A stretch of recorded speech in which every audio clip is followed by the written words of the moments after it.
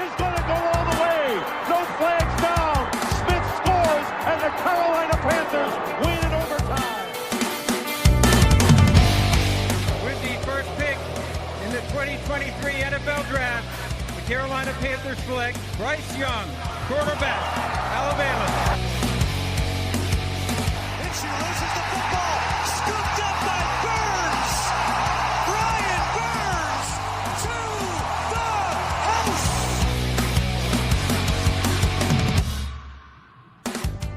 Welcome to the Stop Capping Sports Podcast. Ice up, son. Ice up.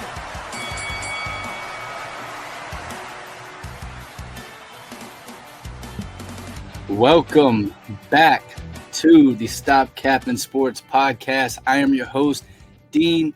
We are here with John and Seth. What's up? How we doing? What's going on? We are starting to get there. Y'all just heard that cork pop.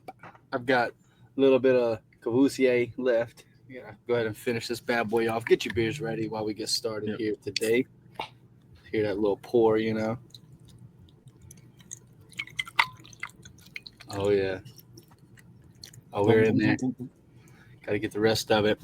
And, of course, I got to get my Stanley Cup champion. This is last year's. I got to get me another glass for the Florida Panthers. I'm actually a Panthers fan through and through in all sports, apparently. But got my Bryce Young jersey on. He's been chefing up in camp this year. What jersey you rocking, John? Tet, baby. Got that tet. Oh, it's that tet that we got you just after. So, backstory on that. We have a 4-man fantasy redraft league with all the podcast hosts.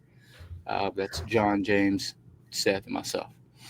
And last year, it was the winner gets to pick a jersey, and John won the league. So he gave us Josh Allen. He gave us, what's to do for the Eagles right now? Cooper DeJean.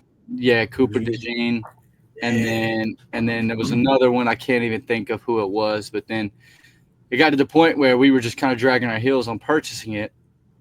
We eventually got to a point where, dude, we're 2 weeks from the draft. Let's just wait to the draft so you can actually be a Panthers fan for once and figure out if you want to buy a Panthers jersey or not.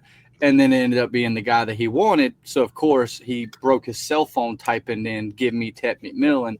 And so we got him a Tet McMillan jersey. So now he can rock his all black. But I'm waiting for the white alt or a gray alt like they had with Jeremy Chin. And maybe I'll get me one like that. But kind of got all the blues and blacks and whites. So I'm going to wait for a nice little change up color before I start getting one. But I also like that You Mommy Yelling. That might be in the next jersey I get. Yeah, his I've seen his request for his jersey running up. I've seen the request for his jersey running up. Over the Princely's? Yes. A lot of people saying, yeah, I think the 33 is going to be me. Yeah. That was Trey Balson's number. Yeah, it was 33.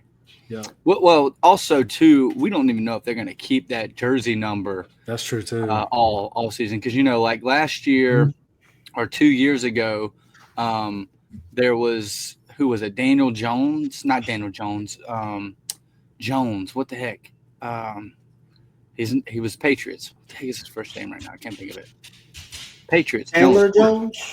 The quarterback. Quarterback. Mac Jones. Mac Jones. Remember, he had a number 60 jersey for all of camp. You remember that? Yeah, he did. It was some weird. This is rookie year. All of camp. This is rookie year. Right. So the whole camp, he ended up having a completely different jersey until the very last week or whatever, and then he finally got whatever number he is. I mean, I don't even know where he's at these days. He's gone. He's not a Patriot anymore. He's a 49er. Thank you. So is he in the 49ers? He's going to be starting for the 49ers by the end of the year. Yeah. Replace Brock Purdy. Yeah.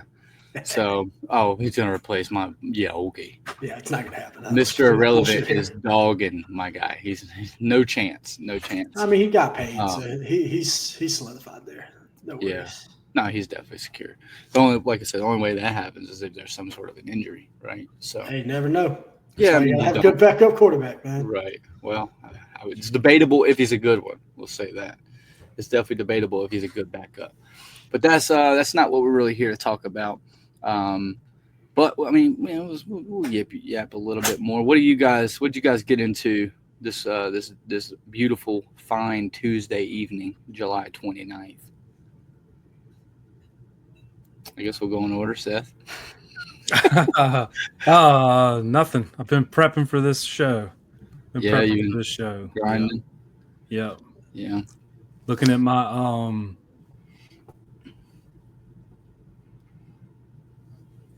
stuff pulled out. Got it right here. I wanted to do a little thing, put a little thing up for him. So got that up there. Got that winged eagle. Who is that? Is that Hulk Hogan? Yeah, that's Hulk Hogan. Got the winged eagle belt too, which he was the first one to hold that. Yeah, so we just wanted to put a little thing up there for him. A little shout out, in memory of R.I.P. brother. Yeah, for sure. Yeah, definitely. I mean, it's been a crazy week. We lost Ozzy. We lost Hulk. What's the other guy, the actor that just died? I can't think of his name. Malcolm Jamal Warner. Yeah. Mm-hmm. So he just passed. There's a lot of people are going right now. It's a rough week. Big names. Hopefully we get to pause on those guys. But let's get on subject here a little bit. This episode is going to really be about AFC East and AFC West predictions, like preseason predictions, records, and we're also going to discuss a couple of dynasty / fantasy players that will be attractive for the season, and then potential trade targets for dynasty. So we'll talk a handful of those guys in each division. We don't have to bring up a ton for each team, but yeah, there's a handful that we can go after for the division itself, and give you guys some pointers. We're not like gurus or anything, but that's kind of part of what we do, right? So we talk dynasty content, trades, and stuff like that. So yeah, we'll get started. We'll start talking a little bit about the AFC East. We'll start there. If you guys have your records pulled up, mine's on my phone, so I have to tell you my records on my phone. We'll talk a little bit also about what these guys did in the offseason, some transactions and stuff that they did, free agency, and maybe some losses, some gains, and coaching changes, or whatever may be, a part of that transition through the offseason and into the draft. But yeah, we'll start with the AFC East. So Seth, if you want to go ahead and we can kick it off with the Bills, right? I think we can all unanimously say the AFC East, Buffalo Bills are going to win the division, right? So if you want to kick it off there you go. Is that your that's the schedule? Okay, cool. That's the schedule. Yeah. Let's hear it. So what do you got? What's you going through each game, or you want to just hit the record and talk a little bit about the team? Let me hit the record, I guess. Okay. So I do have them winning the division. Currently have them setting a record of 13-4. Definitely sweeping that division by a large margin. Right. Looking for notable games. I do have them losing off the rip, opening week to Baltimore. Same. Not really much thought to it other than the Bills are going to lose one somewhere. Right. So why not against probably the best team they play right. throughout the year. I also have them losing to Cincinnati and to Philadelphia. That would be 3 of their 4 wins. I also have them taking a random L. Their losses, you mean? Yeah, what'd I say? You said one of their 3 wins. Oh, sorry. No, so one of their 3 of 4 losses. I also have them taking a random L to the Dolphins in Miami. Okay. So, I might. Yeah, I didn't write down which teams. Let me see. The Dolphins is. So I have them losing week 1, and I have losing 1, 2, 3, 4, 5, 6, 7, 8. Week 8. So that would be against Carolina. Yes, sir. Okay. No, I don't think I have that. Hold on. 1, 2, 3, 4, 5, 6. Yeah, double check. I missed. Oh, I meant to put Kansas City. You missed the bye week. Okay. Gotcha. That's what it was. Yeah. Okay, So, that makes more sense. Yeah, I have them week against Kansas City. So I did it on my notes. So that's all. I do have them winning. I do have them beating Kansas City just because in season record they normally tend to, I guess, sort of get that edge. But Right. it's the postseason against Kansas City that's a struggle. Yeah. I was going to say, I was like, dang, I didn't have us beating the Bills. Like, that'd be crazy. Ain't no way I had that. All right, but yeah, so that I got them. Yeah, Kansas City, Baltimore, Philly, and Cincinnati. Those are the 4 losses, and those are almost like kind of obvious. Like those are the better teams that they played. Mm-hmm. There's probably going to be these like one of these scrub teams come out and upset, right? That's what I predicted too. So believe it or not, we're all 13-4. I had the same record, but that surprise loss I had was at New England. Okay. Ooh. Okay. Still in division. Yep, in division on the road. Mid-December at New England was that surprise loss. I did have them losing to Baltimore too, so a little bit surprising. We all three think they're going to start off the year with a loss. That's why they're going to go and win the first 6. They're going to go on a nice win streak after that. But I had them also losing at Houston. So. Okay. Not out of the round. Yeah, Thursday night, really good defense. So yeah. That'll be interesting. If that actually happens. Yeah, I have them almost. It's almost too easy. I have the ones that are just the better teams. Yeah, but they have to lose somewhere, and those would be the ones that they're more likely to lose. So, I guess that's pretty much that. So we'll go ahead and move to the Miami Dolphins. What do you guys have for the Miami Dolphins record? Let me just say this before we go on to the Dolphins. I want to say if I have a virus on my damn computer, it's because of the damn Miami Dolphins not putting a freaking printable schedule on their damn website. Miami, you're the only damn team in the NFL that I've had this problem with so far, and I had to go to some sketch-ass website to get this thing. So if I end up with a virus, it's the fucking Dolphins' fault. Hey, listen, that's my neighbor. Chill out. That's crazy. That's funny. So here's their schedule that I may have got a virus for. Hopefully, you're about to just start getting a loading screen right now. Just a loading screen. Yeah, I'm about to go redo my win total for them. Your firewall. Yeah, you just give them like 1 win because of this. They got to change your whole Excel formula. That's funny. I have them currently number 2 in the division personally, at 9-8. Okay. I do feel I was a little harsh, but I also think that there's a lot going on in Miami.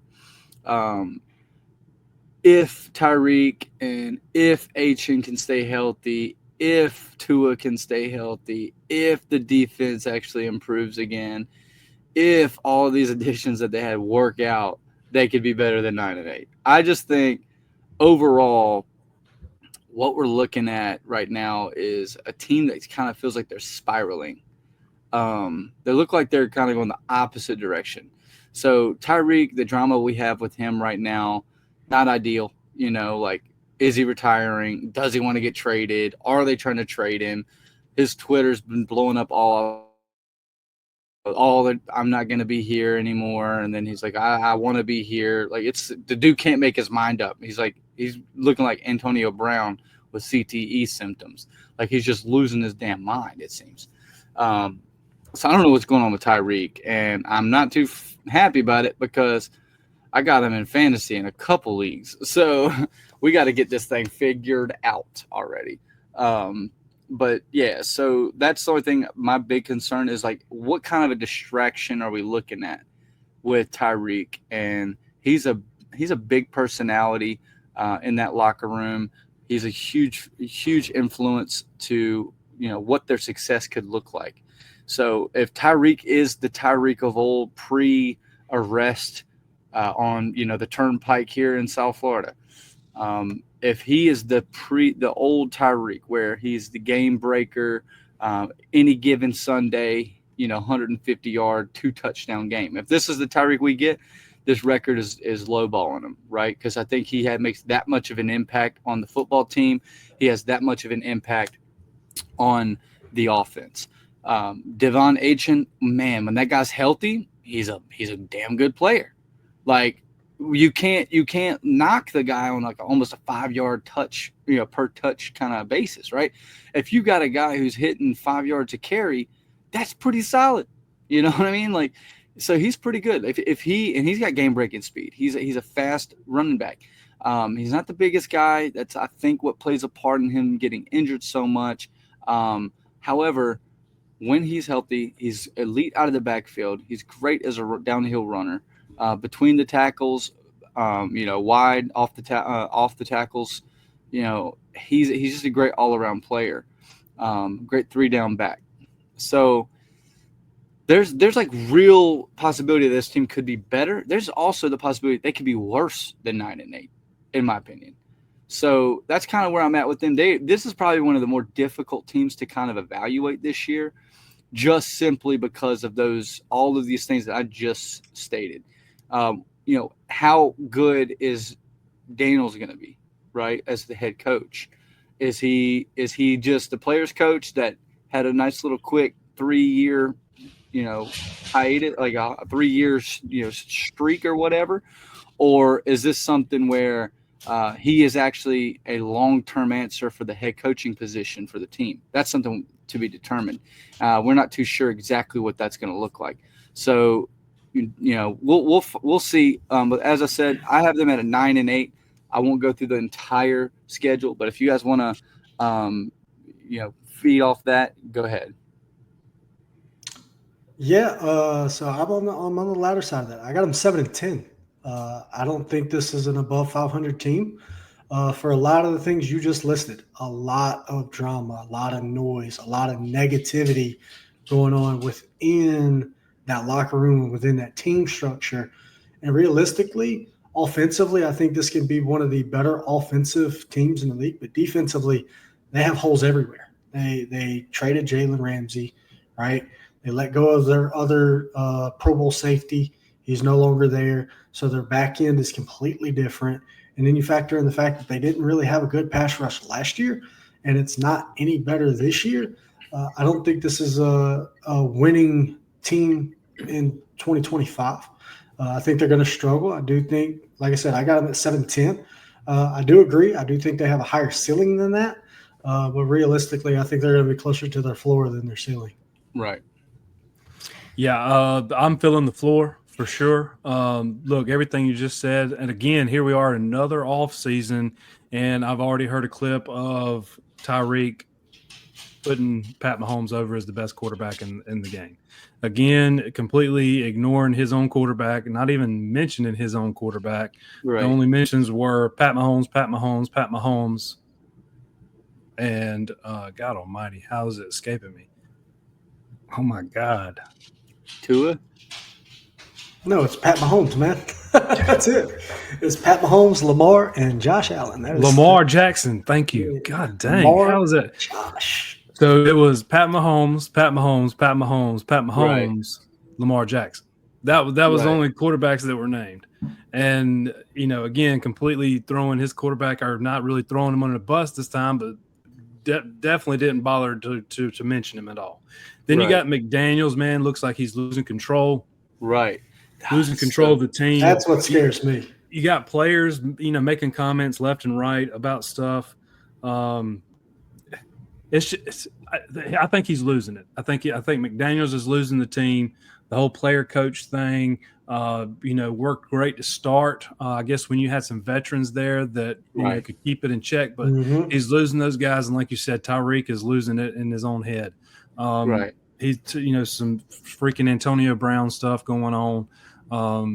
And not to mention he's losing it physically too. He's not quite the same cheetah that he has been, I think. So I'm filling the floor with them. I have them finishing third in this division with 4 wins. Wow. These 4 wins that I'm giving them, one against Indy, one against the Jets. They luck up and get one against the Chargers, and then somehow they get one against Buffalo. Don't know how that happened and how that came to be, but yeah, I'm not feeling the Dolphins at all. So I'm saying 4-13. Yeah. Wow. 4-13 is pretty wild. That's the floor. Hit the bottom cellar of the floor. Yes, but just to mention it, because I know you talked about how Tyreek Hill is talking about his quarterbacks. Did y'all see where Tua came out talking about Tyreek Hill, saying that trust is broken, that he has to reestablish trust with that team and the offense, including Tua? And those were direct words from Tua when he was asked. Right. So there is a lot of dysfunction in that locker room. There's a lot of dysfunction with the team, especially on the offensive side. So that, like I said, I'm low on them, 7-10, and for the listed reasons why. I could see him being worse than that, so I can understand where Seth's coming from. Yeah, I mean that like you said, I think Tyreek is a huge reason for this. I don't think Josh McDaniels, right? Yeah, I don't think Josh McDaniels has the ability to kind of rally those high ego, big ego players to kind of embrace the culture. It's evident, right? Like you have this big personality, similar like Cam, like Ron Rivera kind of was able to keep Cam in check a little bit, not only the best he could, but he was still a strong enough personality and like had that ability to kind of like, hey, let's focus on the team a little bit. You know what I mean? And I think that's also leadership of like Kuechly and Thomas Davis and, Jonathan Stewart and D'Angelo Williams and Steve Smith for 1 year. But like there were guys there and Greg Olson that were able to kind of also help. There's not really that guy in Miami to kind of assist with, hey, let's bring this back in. You know what I mean? Like it's almost like Tyreek regrets leaving Kansas City and he cannot stop talking about it. That's what it feels like to me, at least. I agree. And he shows it. He shows it. Right. And he can't stop talking about it. Like he wants to go back and be a Super Bowl contender. He wants to win.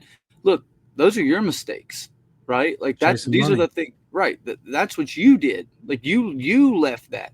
So at this point, you just need to accept where you're at and just, what is it? Devontae Adams, right? Like he accepted where he was at and for the Raiders until it was just done. Like until he was like, I can't do this anymore. Like I need to get out. Bro said he was going to die on the field. Right, because of somebody passed from Jimmy, right? Jimmy Garoppolo who's currently throwing him balls right now. Right. Oh, so small world. So yeah. So overall, like Tyreek, I feel like there's a little bit going on with that decision. It's self-inflicted. These are the decisions he made, right? So at the end of the day, I do feel that there's, that trade deadline type of talk where, all right, where's Tyreek Hill going, right? They're going to get to that point. Like I have them at some point just going on a major losing streak. Around 1, 2, 3, 4, 5, 6, 7.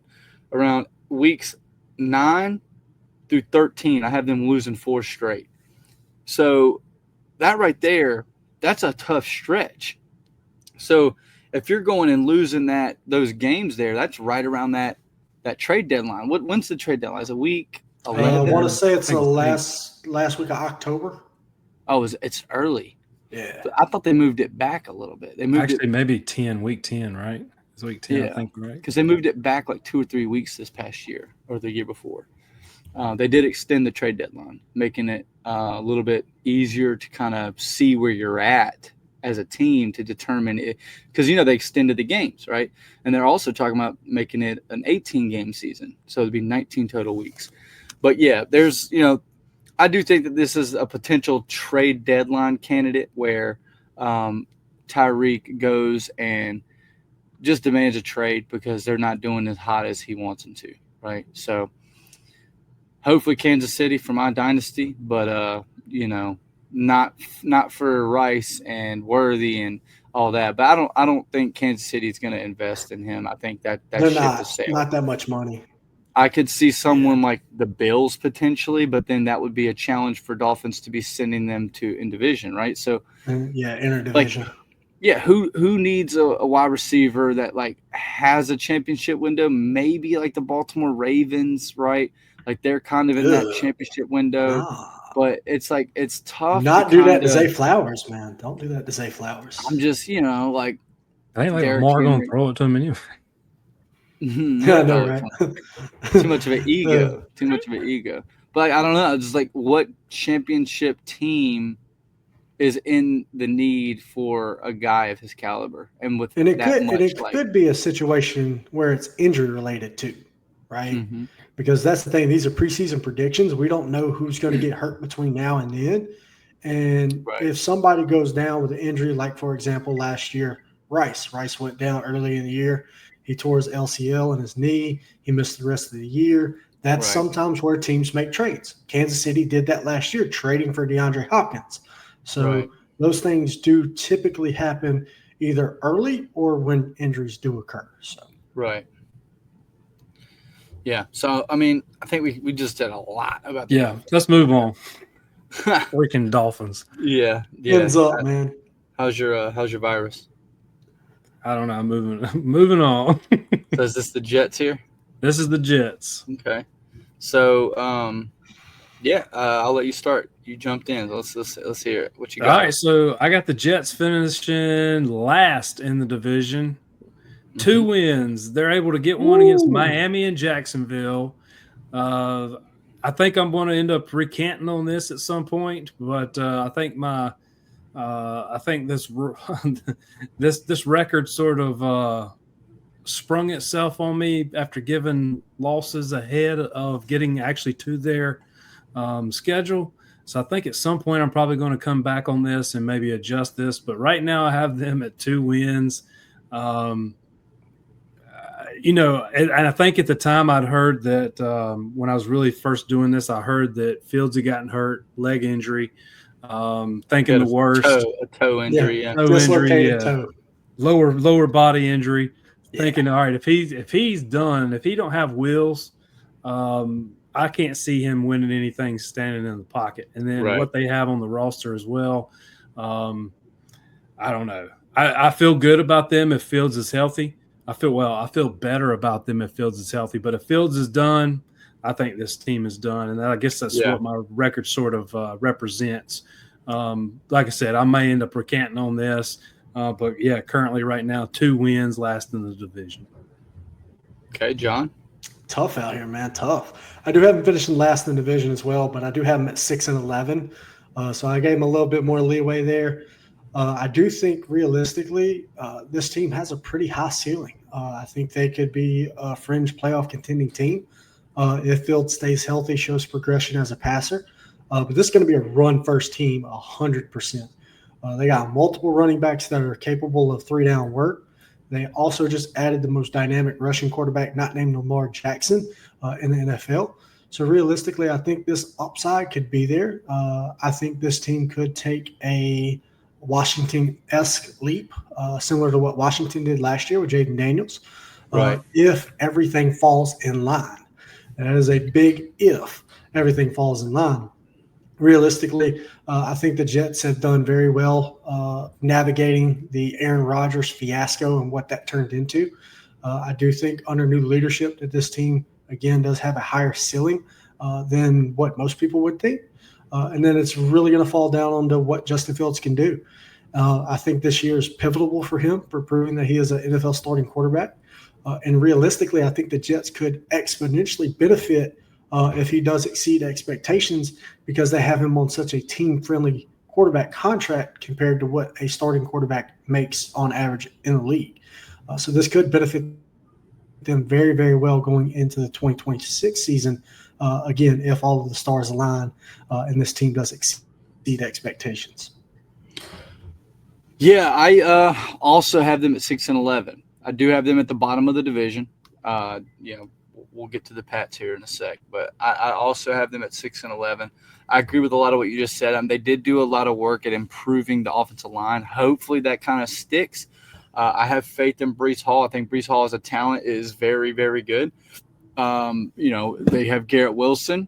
Quarterback thing, Justin Fields, his toe issue, a little iffy. I think a lot of people are kind of holding on hope that Justin Fields can be the Justin Fields of the Chicago Bears with DJ Moore, having that chemistry with Garrett Wilson that he had with DJ Moore and the impact that he had on DJ Moore's career path there, his trajectory. He had a career year. We are Panthers fans. We know what DJ Moore is capable of doing. He's been limited his entire career just about on quarterback play, limiting him, to get to that peak.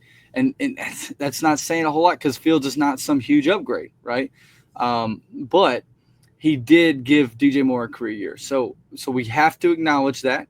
We have to say, okay, Fields brought something to the table that made it challenging for opposing defenses, that allowed him to be able to do something with a guy of that caliber, where he's able to, the benefit of DJ Moore is his run after the catch ability. He turns into a running back with the ball in his hands, right?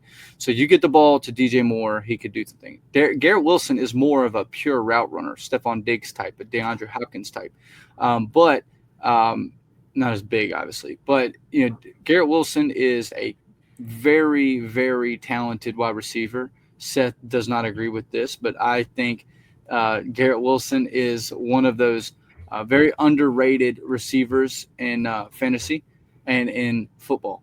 And I think he has that top 15 potential skill set wise. It's a matter of getting the right quarterback play. I think there's a lot of people that are still down on him, the recency bias types. We got to see it first. Like, you've seen it. Like, it's a matter of not getting too caught up in the numbers and seeing the talent and seeing like the things that he has done on the field, the way that he separates, the way that he gets out of his break, the way that he gets off the line and release, the way that he can actually attack the football in the air, on the red zone, in the back of the end zone. I mean, you saw the Air Jordan catch pretty much like last year where he had some impossible catch with the defender right on top of him. Like, he's got the ability. Now it's just a matter about getting consistency from the quarterback.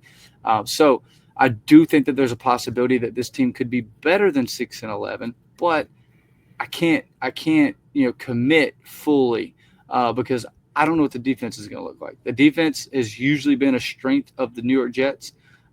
Usually, Sauce Gardner obviously just got paid, highest paid corner in the league, right? Yep.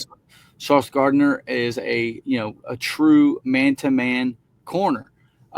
Seth doesn't agree, but he got overpaid though. I ain't gonna lie, $30 million a year for a corner is crazy. But look, there's video of him this week getting cooked by Josh Reynolds. Garrett Wilson won offensive rookie of the year. They got him in the same season, right? So they're talented. I do think that they're very talented players. But yeah, you got one guy on offense, one guy on defense. You really got two guys on offense. You got Breece Hall, like I said.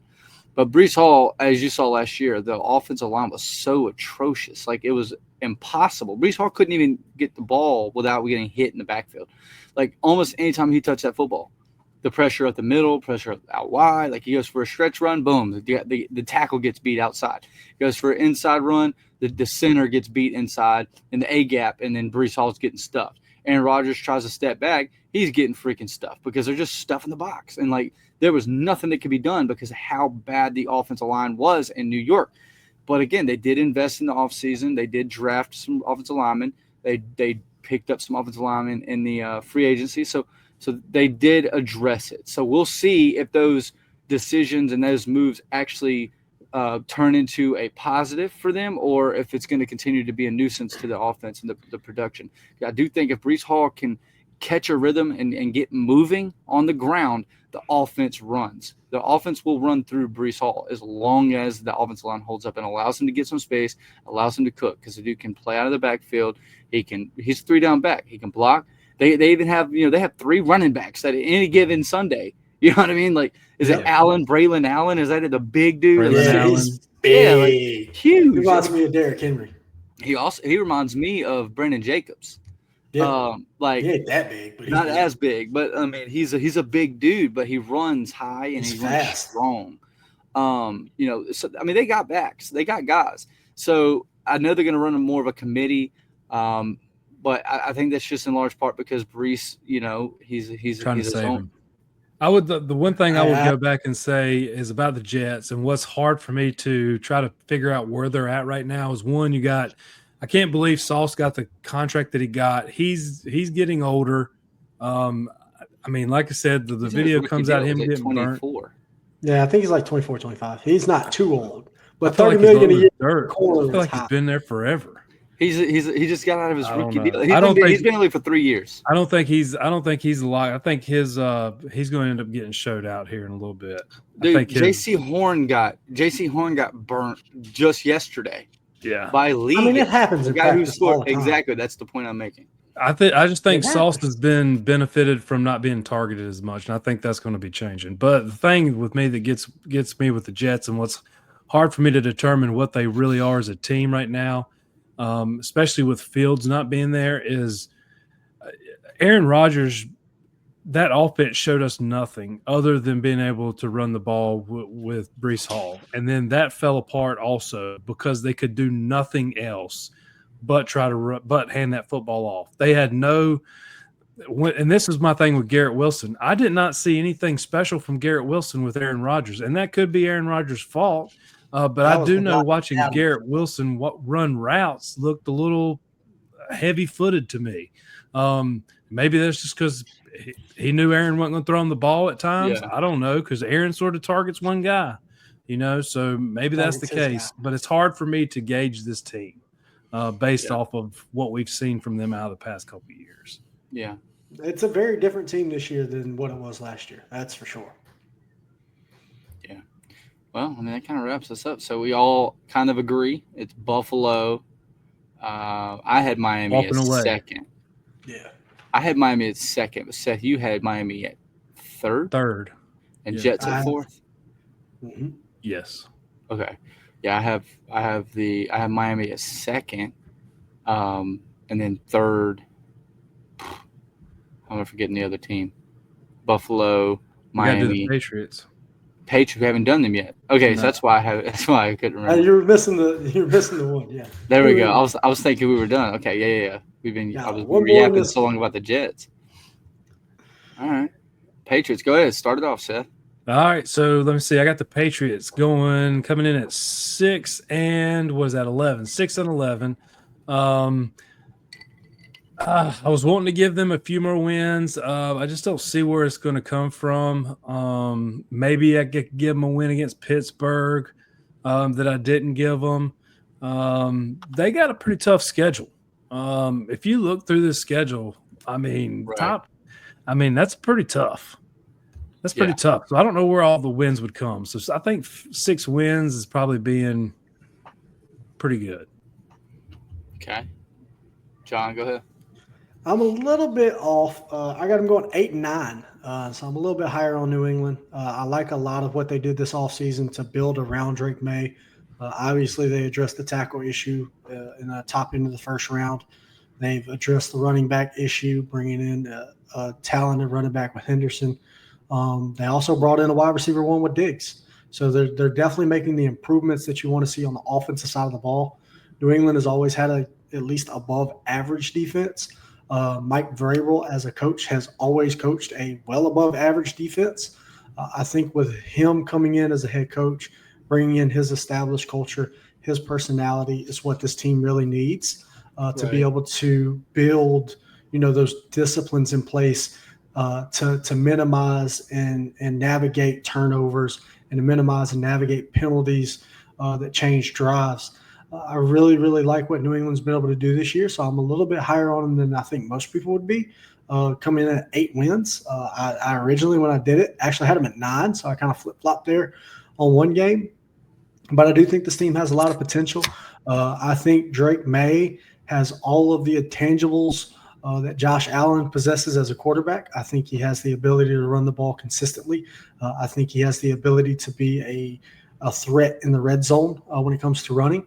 When it comes to his ability to pass, I think he has elite ability when he's off platform. And I do think that he has the ability to make any NFL throw any part of the field. So right now I'm a lot higher on New England. I think the future is a little bit brighter in New England.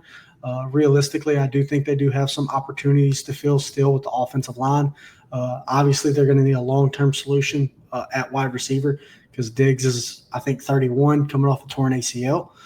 So there's some opportunity there to continue to get better.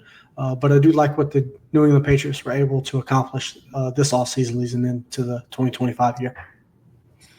I also have them at 8 and 9. We're pretty much dead on. with our projection. What did you have the Dolphins at? Me, 7-10. Okay, so the only difference I had 13-4 Bills, 9-8 Dolphins, 8-9 Pats, and 6-11 Jets. Pretty close. You just had Dolphins 6-10, so hey, not bad. Or 7-10. Oh, 7. I was like, wait, you missed a number. Okay, yeah. So a lot of what you just said. I like that they just acquired their wide receiver 1. They were one of the worst teams in the league last year. They didn't have a good offensive line. Ramondre Stevenson was going in and out of the lineup with injuries. Defense was kind of okay. But, I mean, dude, they're 2 rookies, Polk, and I can't even think of the other guy's name because he's so irrelevant. Bonnet or whatever, something. Oh, you talking about Butte? Butte? Oh, yeah. Yeah, he wasn't the rookie. He's like a year 3 now. Oh, he was like, a year ahead of them. Keyshawn Butte. But it was Polk and someone else that they drafted like pretty much back-to-back last year. I think it was 2nd and 3rd round. And they were just freaking abysmal. Like that was probably one of the worst receiver drafts from a single team I've ever seen. Like, how do you miss that hard? Like, I think they combined for what was it, 200 yards or 180 yards or something combined in rookie season. That is insane.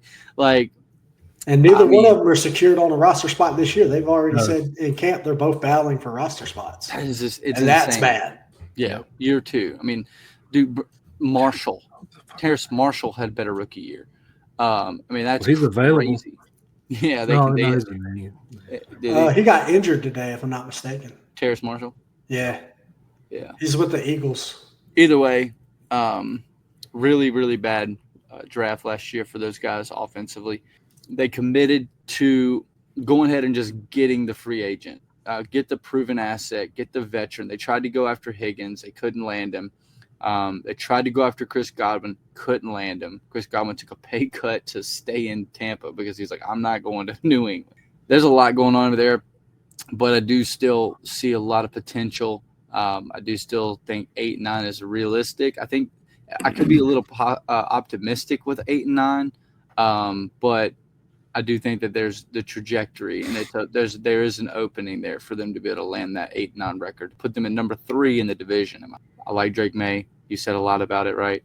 Henderson, I love the draft pick. He's going to potentially be, 1A, 1B type with, Stevenson. He could potentially be the RB1 that we don't know. Like by week 5, week 6, he could dethrone. I think he will. And he could dethrone Ramondre Stevenson. I mean, the dude's he's laterally explosive. The way that he can cut, and then his acceleration out of his cut. The dude's talented.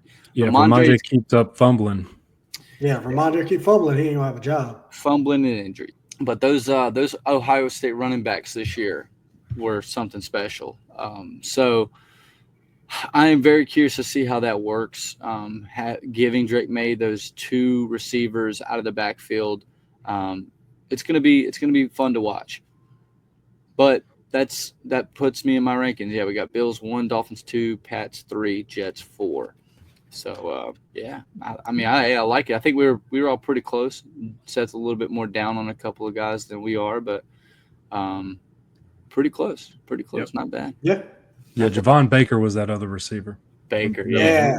The guy no one can remember. Could not remember his name. Yeah. He did nothing. So bad.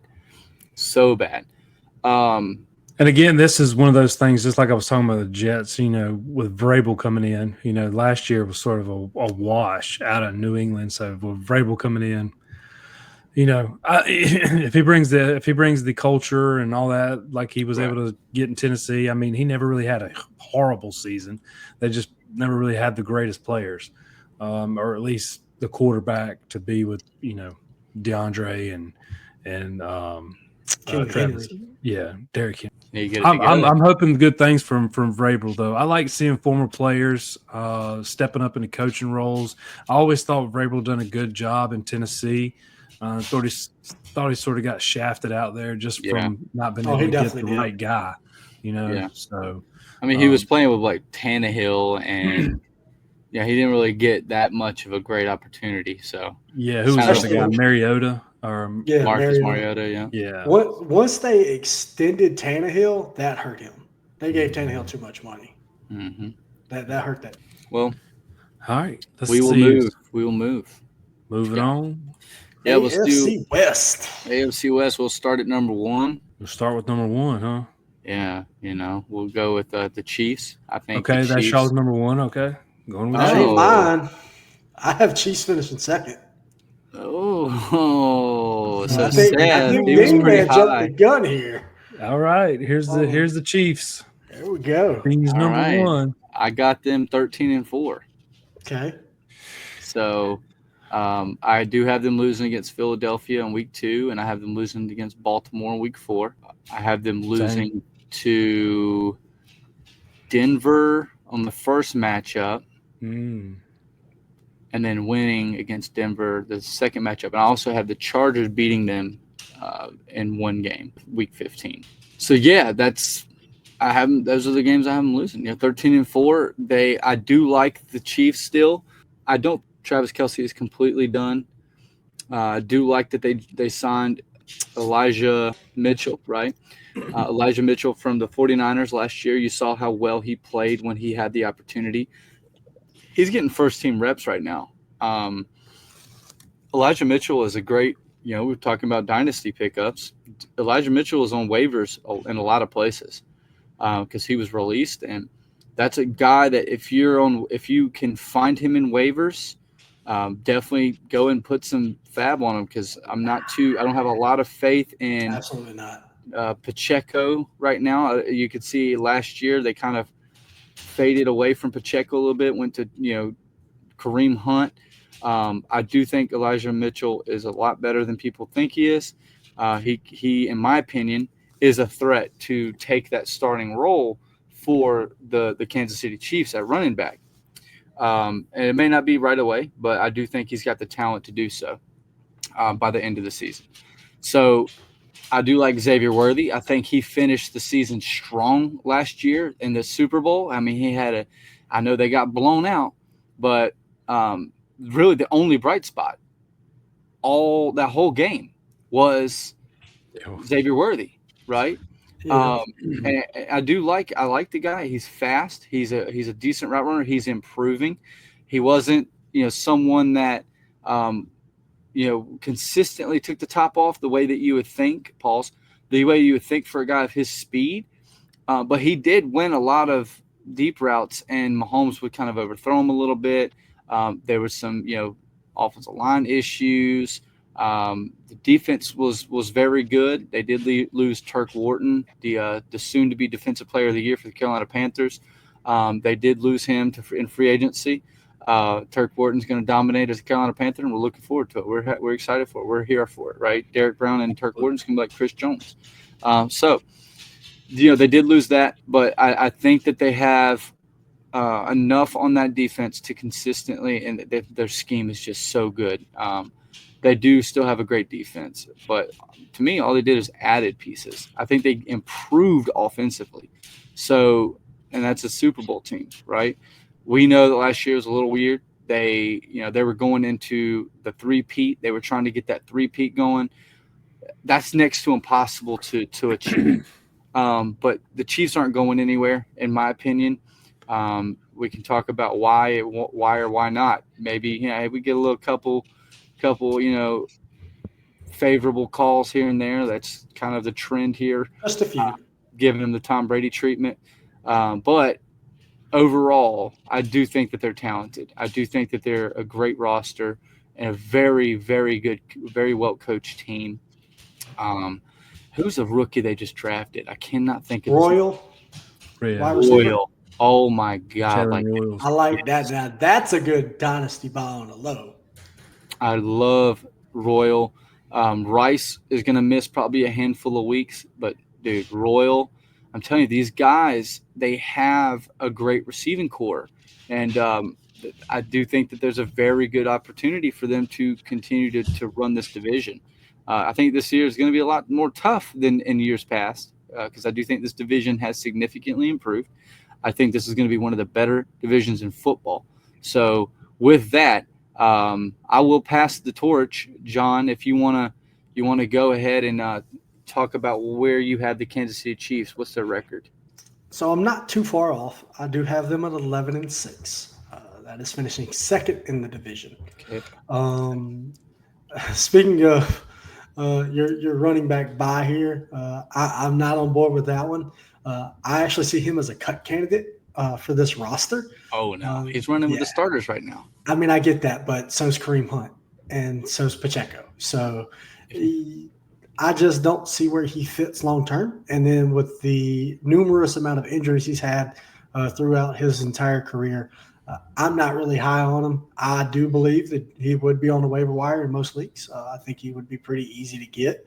You could probably get him for a 5th round if he's not, because of his injury history, the fact that he's not been able to sustain health.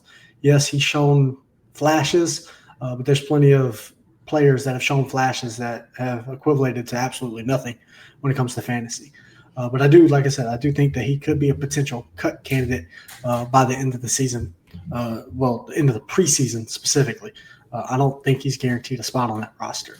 But I do have them going 11-6. I do agree. I think offensively they are getting better.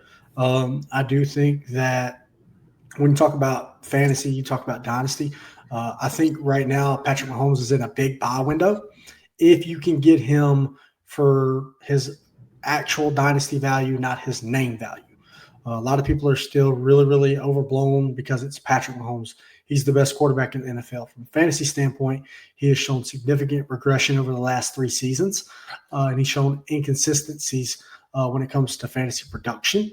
But they are building this offense. They are giving him playmakers at the receiver position consistently over the last 2 off seasons.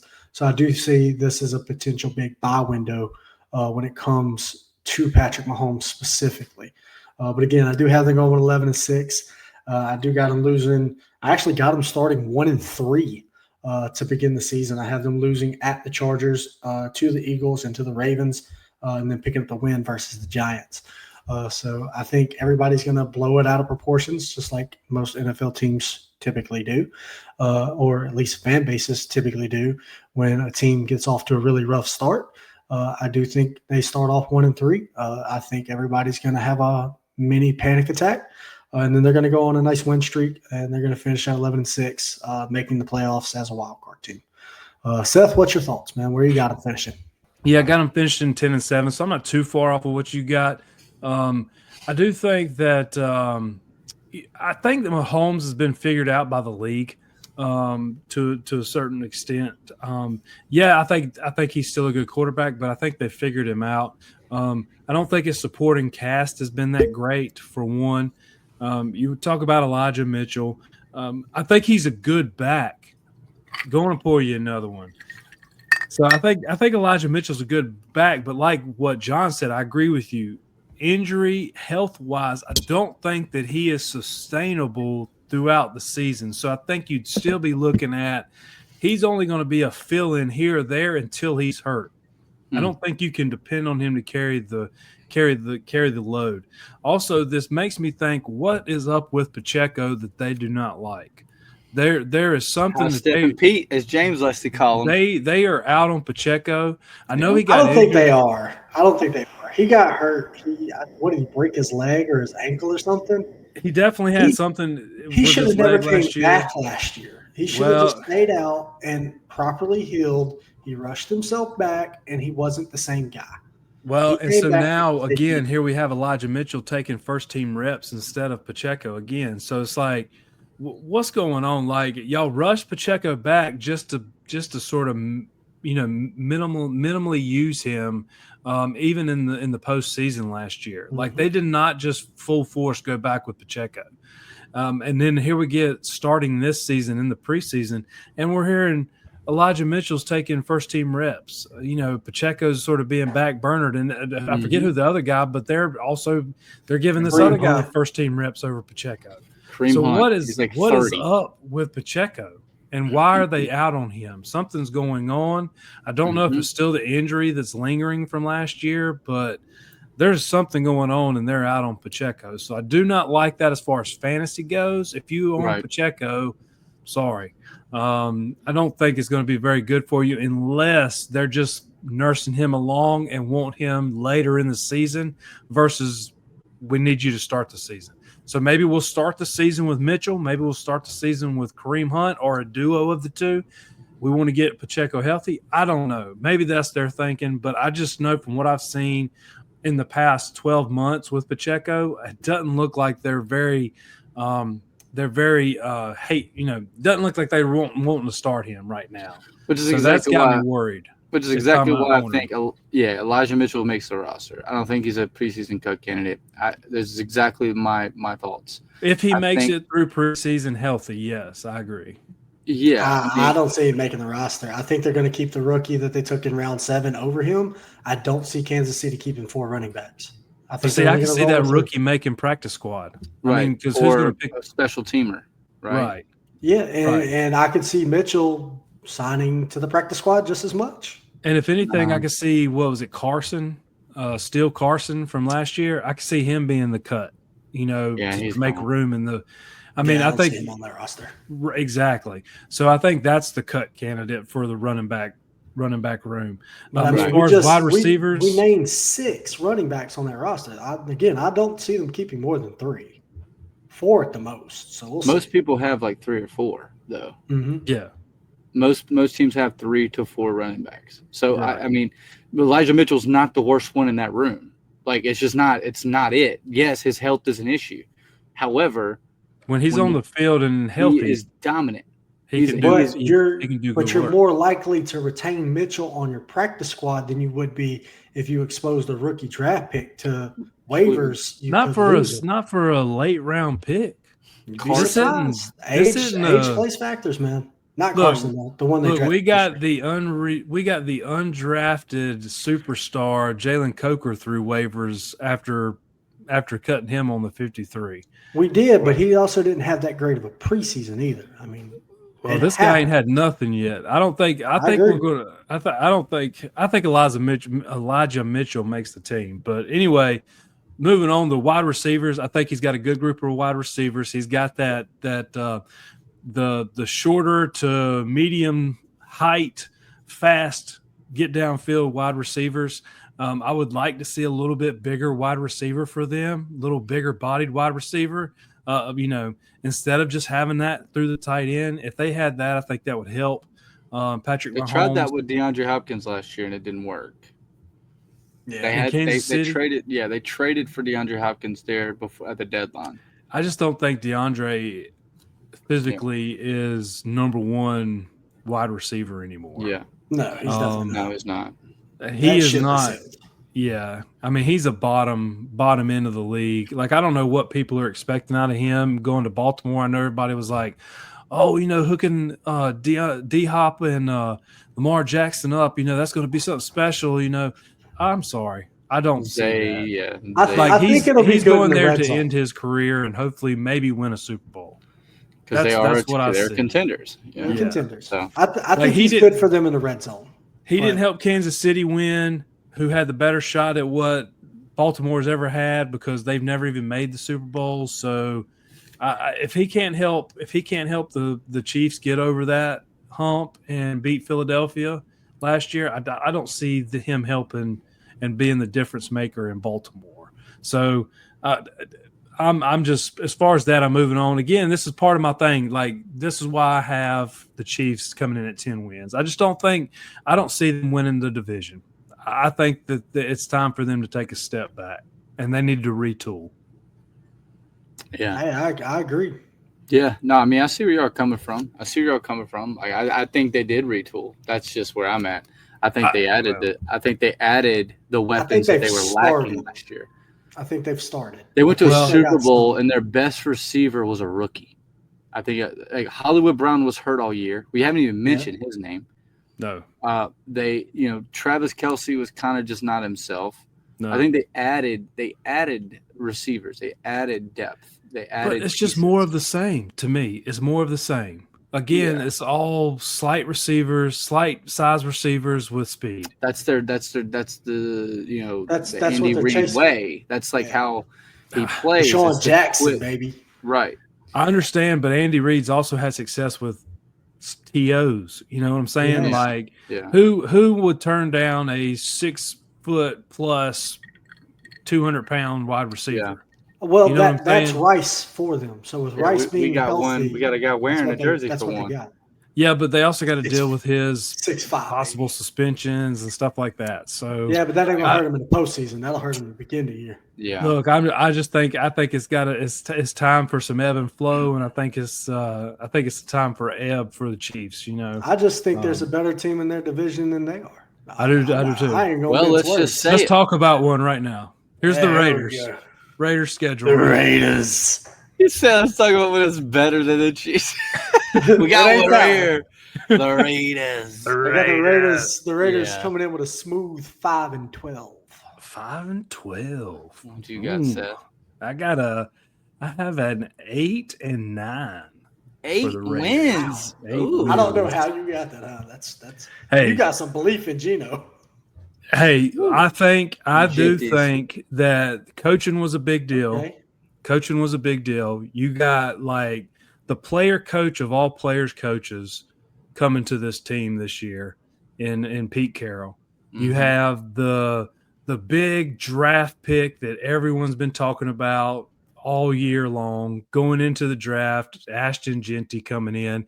You struggled in the run game because you had no running back. Offensive line's not terrible. So Ashton Genty should be able to do something. Plus, you draft a wide receiver that not a lot of people talk about, but a guy that is great at running routes, a guy with good hands, and Jack Beck. I think this is a great addition with Jacoby Myers. You have Brock Bowers, the defense with Max Crosby. Definitely, they can still improve upon. And I know we've seen a couple things with Christian Wilkins this week come out, got cut.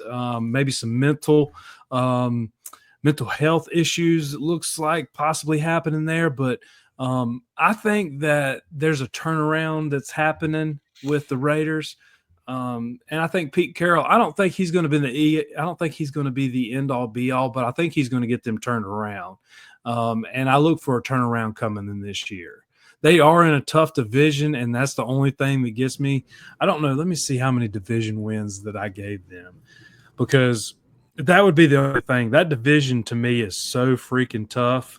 I gave them one division win. One division win, and I have them going 8-9. Wow, it is a really tough division, like you said. I agree there. I do think Pete Carroll is a interesting decision. I don't know if that's really a long-term thing or if he's more of a stopgap type of head coach in this situation. Because he's up there in age. He doesn't look like it, but he's like 70. Realistically, though, for the Raiders, I just don't think they have enough. I'm going to go out on a limb here. I think Beck is a complete bust. I don't like any part of Beck whatsoever. I think he was a reach in the real draft. I think he's a reach in Dynasty. I'm not really high on Beck at all. I'm higher on Quentin Johnston turning it around for the Chargers than I'm Beck being a legitimate fantasy contributor on the Raiders. That'll tell you that's just where I'm at with it. I might be completely wrong in this situation, but that's where I'm at with him. Wipe that spit off my face. Dang. Sorry, man. Sorry. Brock Bowers is again going to lead this team.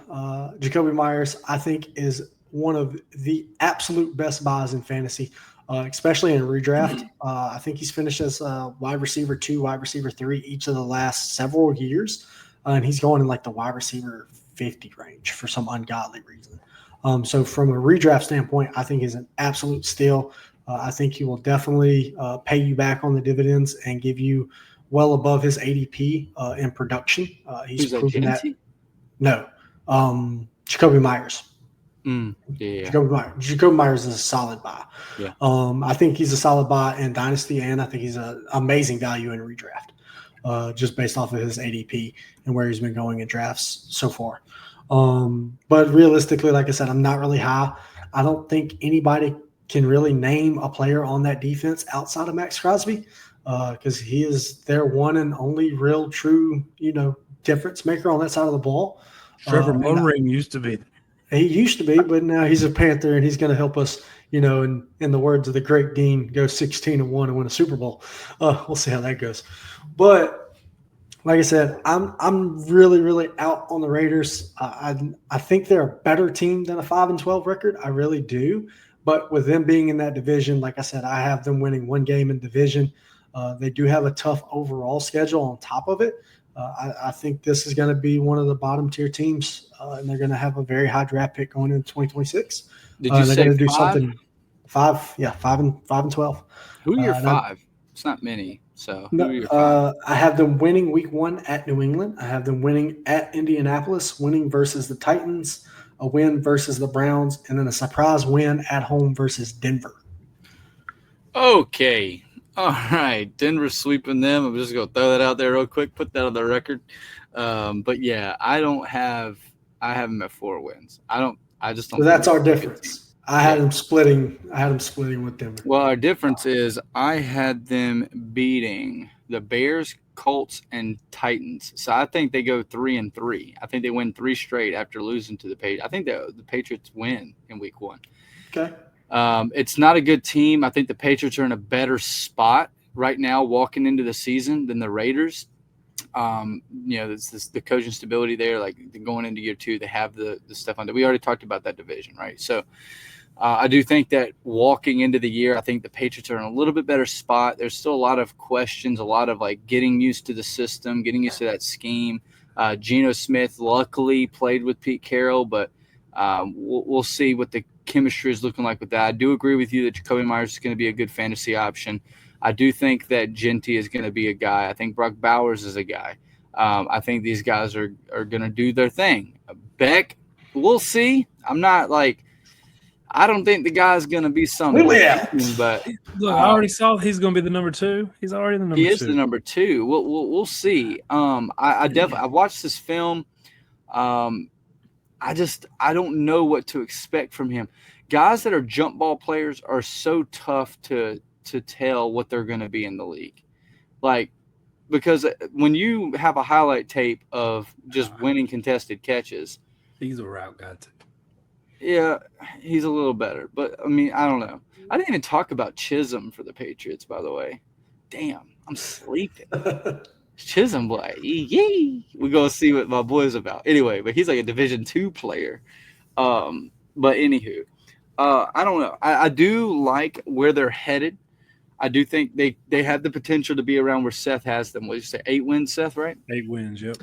I think there's potential there. I do like a lot of their pieces, but as John stated, we don't know what. Like, their defense is a huge question mark. I mean, they lost defensive player to the Carolina Panthers this year in Morik. I do like, obviously, who doesn't like Crosby? Dude's a dog. Max Crosby's a demon. I mean, that guy, he balls. Yeah, who wouldn't want him? Right, like anybody. I would love to have a Max Crosby, right? But outside of Max Crosby, their defense is sus. This could be a worst defense in the NFL candidate right here, because I just don't really trust the defense unless Pete Carroll comes in here and just does what he does, and makes these guys overperform. They're lucky Max Crosby is loyal and committed to that team. Like, he could have been gone so fast, but he's got them tattooed. He's loyal. He's like, no, I'm not going anywhere. I'm a Raider for life. This is some J.J. Watt type stuff for absolutely no reason. They're garbage, but he's like, I'm not going anywhere. Good for them. Good for them. They got them a piece that he wants to stay there his entire career. Lucky, because that's the best thing they're going to have on that defense all year. So, yeah, 4 wins for me. With an upside peak. I think peak. We're not talking there's a possible 10. No. Peak. Like best case scenario. Like Kansas City shits the bed a game. You know, they just get lucky in a couple dubs and they get 8. That's peak. That's like absolute best case scenario for them. But I have to go with 4 wins. Well, I would say this too about this division in general.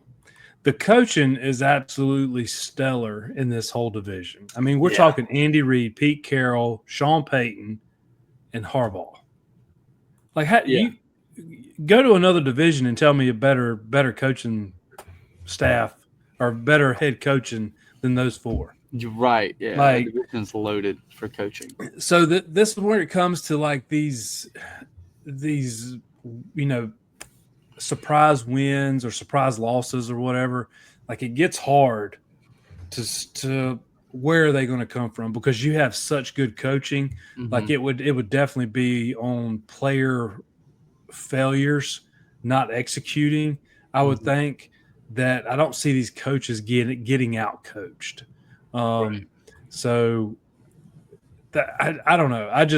I think it comes down to when you're looking at starting at playmakers and stuff like that. And I guess maybe I could have overreached on the Raiders, but still I have them at 8 wins and they're finishing 4th in this division. Division's that's tough. Yeah. So I guess you really wanted to start at the bottom. So we're moving on to the next one. We're just bouncing all over the place. So starting with we're going with the Broncos next. So what y'all got with the Broncos? Go ahead, John. I got Denver finishing 9-8. Whoa! So I think Denver number 1.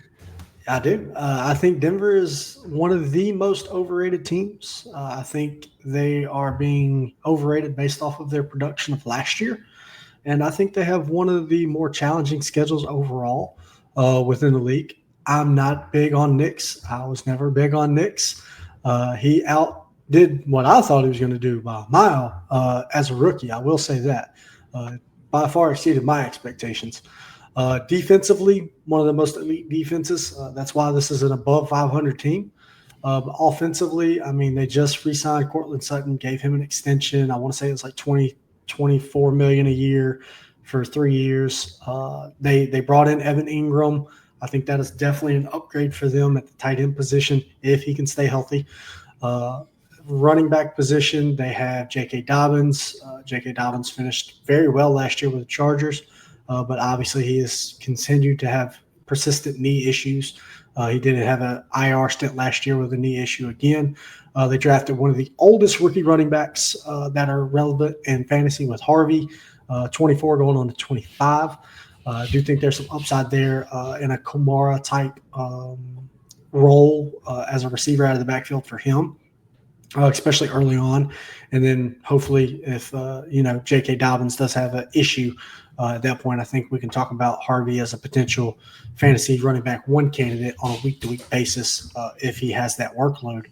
But like I said, this team offensively, I just don't want to buy into it because there's too many new pieces. And I really want to be able to see it gel with Sean Payton as a play caller, with a first-year pro at quarterback, with a rookie running back, with a first-year free agent signing at running back, with the continuity at wide receiver outside of Sutton because there really ain't much. And then my last thing that I'll say when it comes to Denver, this is somebody that I've been really interested in buying, especially for Dynasty. I think you can get him really, really cheap in redraft. Marvin Mims, I think he's an absolute steal at this point. He finished, I want to say, the last 6 weeks of last year as like wide receiver 6 or 7 overall over that period of time last season. He had a really, really strong finish to the year. It did prelude into the playoffs. He did have a good showing in the playoffs as well.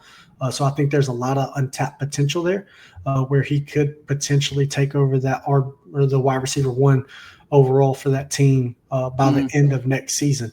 So I think that's also a really, really good buy for Denver. But like I said, until I see it all mesh and all gel on the field, I'm too hesitant to buy in at above 9 wins, and that defense got them 9 wins. Seth, go ahead. Oh, man, I don't know if I can go ahead. You might need to go ahead. No, you can't go? All right. I don't know. I don't know if you want me to go. I think you need to go. I think you need to go right now. Rock, paper, scissors. Let's do it on tape. Let's do it. Ready? Best of 3. Come on. Give it to me. Rock, paper, scissors, shoot.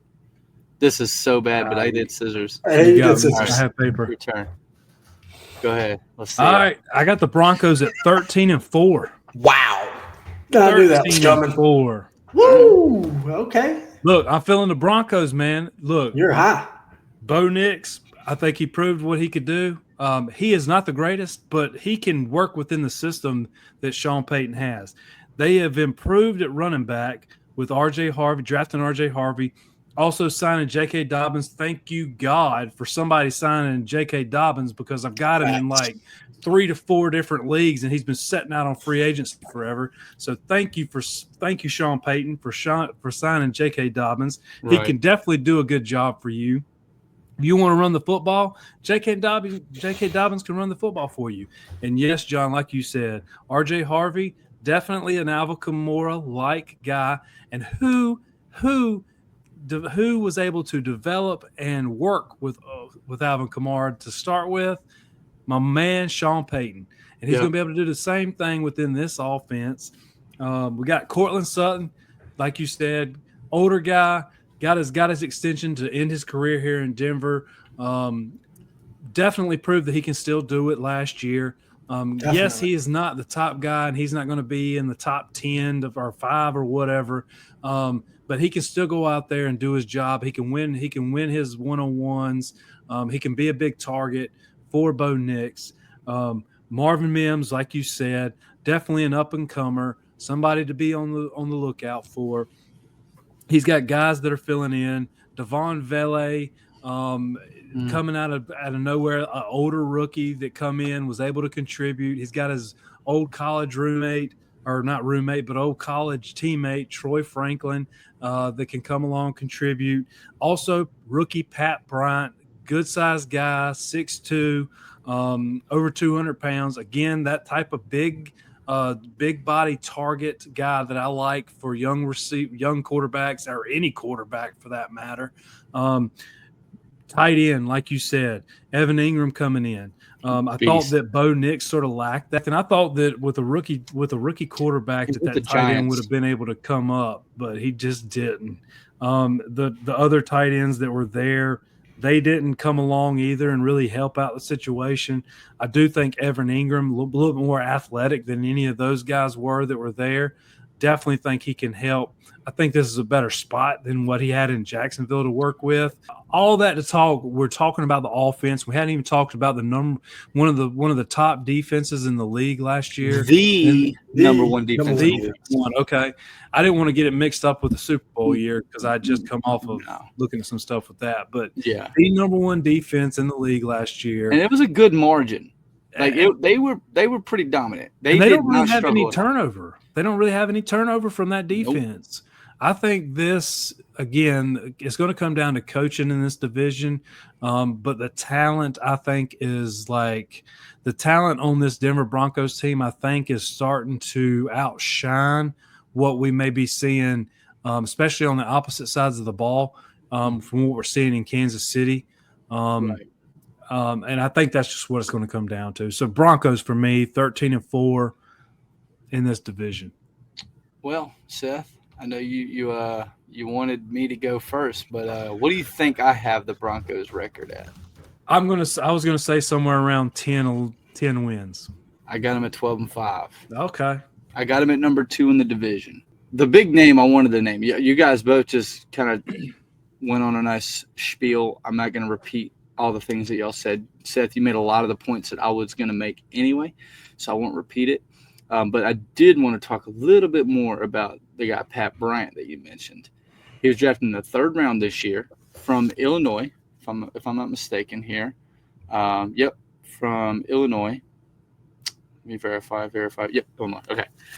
As you stated, he's 6'2", 204 pounds. He runs a 4.6, which is not crazy, but for a guy his size, and we see this all the time, right?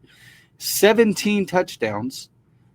He had a yards per touch went from 8.4 to 11.9, despite drawing 17 more targets. So he had more targets and still increased his yards per touch by over 3 yards in the jump from his sophomore to junior year. He's playing, really, he's got Cortland Sutton and, Marvin Mims. John, you mentioned Marvin Mims. But he was a 3rd round pick that Sean Payton compared to Michael Thomas. Yeah. Like, Michael Thomas did nothing. That's impressive for him to compare to Michael Thomas. I will say that. For Sean Payton to come out and say, this guy reminds me of Michael Thomas. That's his best receiver he's ever coached. I just throwing that out there. And this is a 3rd-round pick. So the investment is there. The skill set and the faith from the coaching staff is there. This guy is going to be an impact. I think he takes over the number 2 role as a 3rd-round pick. I love Marvin Mims. He's going to be a slot guy. That's what he is. He's a speedy slot guy. He's a vertical threat. You have Cortland Sutton, and you have Pat Bryant, and you have Marvin Mims sitting in the slot. Marvin Mims, I do not think can take that number 1 role because he's going to be a slot unless they're just dumping the ball off all game long every week. I see the potential with Pat Bryant. This is my biggest dark horse right now in Dynasty, in my opinion, personally. I think the potential, because when you look at that receiving core, you look at the offense, the talent isn't really there, but for some reason, they played very well last year. You guys mentioned R.J. Harvey, big Kamara type, right? Catch out of the backfield. But this team did nothing but improve. Like, they didn't get worse. Like Seth said, they were the number 1 defense, and there was no turnover. They improved in every level on that offense. They got a tight end they didn't have last year. They got a number 2 receiver. They didn't really have that last year. Their number 2 now can play slot, which is where he's supposed to be. And then they also improved at their running back. And they were already a great team. When you have the running backs over. Right. And they got J.K. Dobbins. And I love J.K. Dobbins. So, like, they improved the running back significantly. They let Javonte Williams, get out of here. Like, Estime was their best guy that's rostered right now that they had last year. They're like, they had no running back. Now they have Harvey and J.K. Dobbins. And they added a guy that the head coach is saying, this guy reminds me of the best receiver I've ever coached. So, to me, you can't sleep on this team. I just – the defense alone – defense wins championships. I say this all the time. Defense wins championships. If you have a defense that is that dominant, you give the offense ample opportunity to succeed. And that's why Bo Nix played the way that he did in fantasy dynasty rankings, because the defense continued to give him the ball time and time again to continue to rip defenses apart. When you get that many opportunities because you have a top 5 defense, the number 1 defense, your statistics are going to go up. You're getting 3 and outs. You're getting turnovers. You're getting all these extra possessions. You're going to your stats are going to go up, right? Like, it's a default. That's default unless you're just garbage and you just can't make a single completion and the coaching is just atrocious and the offensive line is, but that's not the case. This defense is going to help carry that offense to become a very, very good team in this division. And I have them at number 2 with the possibility of dethroning the Kansas City Chiefs. They're 1 game. I have them 1 game off of Kansas City. I like this team a lot. I do have to disagree with John here on that one. And we will move forward. And that brings us to the LA. So slow. Real quick, before we skip to the Chargers. Sure. I see a year 2 regression with Bo Nix similar to that of C.J. Stroud. That's why I have them at 9-8. And if you look at it, when they played the Bills in the playoffs last year, they scored 7 points offensively. They scored 7 points. They lost 31-7 versus the Bills. Mm-hmm. I don't want to say they were a pretender because, again, they won double-digit games last year. That defense is elite. But I don't believe in that offense, and I don't think it's going to get them over the hump. So that's why I got them at 9 wins. Only thing I would say to that is they didn't really have a solid run game. And I think they improved upon it this year. That's right. That would be my argument to that. But yeah. And hey, that's a very, very valid argument. Now, for the real champions of the West, we have the Chargers. All right, go ahead with it.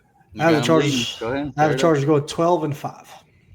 So there's not a big gap here. Again, I had Kansas City 11-6. So I got 1 game separating these 2 teams.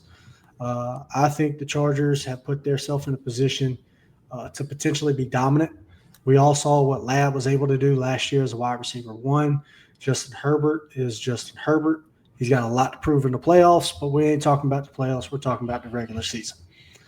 They also have one of the best coaches in football. Harbaugh is a next-level coach. He has proven it when he was with the 49ers. He proved it again in college at Michigan, and he proved it again last year, getting this Chargers team to a double-digit winning team in his first year in Los Angeles. I do think they have a very favorable schedule, which is why I have them ending up where they're at. I do think that this team improved significantly in the running game. They brought in Omarion Hampton. I think Omarion Hampton is going to be a legitimate running back one as a rookie on this team. They have solidified the offensive line. They have one of the best offensive lines in the NFL. They have the quarterback. They have the head coach. They have a ground game that will hopefully remain healthy and stay reliable, because they also brought in Najee Harris, right? So we want to talk about a 1-2 punch. RJ Harvey, J.K. Dobbins, right? J.K. Dobbins was with the Chargers last year. He was an RB2 last year behind this Chargers offensive line. You bring in a solidified running back that's had 1,000 rushing yards every season of his career with Najee Harris. Do I think he's going to have that next year? No, I do not. But he has a proven track record. He can be that big physical guy in the red zone. And then you bring in Omarion Hampton, who arguably is one of the best elusive backs coming out of this class.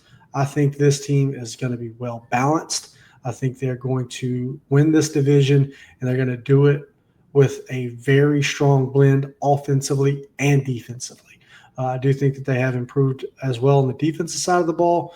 They have one of the best pass rushes. Khalil Mack is a first ballot Hall of Famer, and he is still there. First ballot, huh? Okay. First. So, fun fact, I don't think everybody remembers this. Khalil Mack is the only defensive player to make the All-Pro first-team defense at two different positions in the same season.